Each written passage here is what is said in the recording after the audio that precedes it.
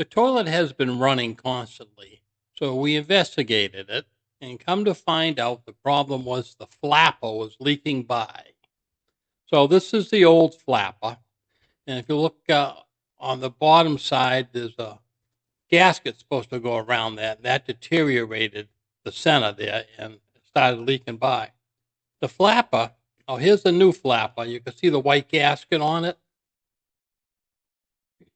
So the flapper connects by these hooks onto a rod at the bottom of the overflow tube, and they snap on pretty hard. I don't know if this is brittle because it's an old one, but it took a lot of strength to pop it off. And then, of course, the new one will go over the same rod on the overflow tube, and you can see it just goes in a little bit differently. Instead of having a hook, it's got a couple of push spots, and it goes on pretty easy because it's soft rubber.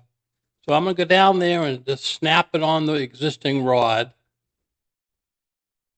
My hands are kind of fat to fit in that little tank, but I'm going to get it.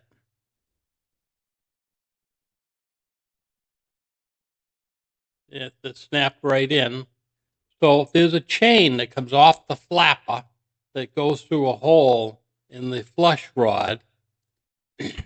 And when you push the handle down, the rod comes up and activates the flapper. And the flapper floats for a few seconds, lets a predetermined amount of water out, and then flushes your bowl. The chain has an adjustment on it. If it doesn't work the first time, you can adjust the chain to get it to work.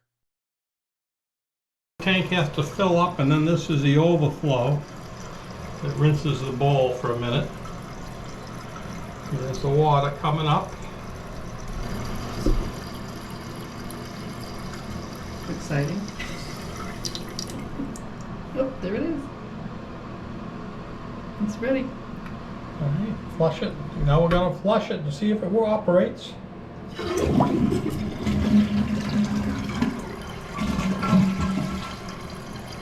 Bingo. Bingo. That was easy enough, huh? Yeah.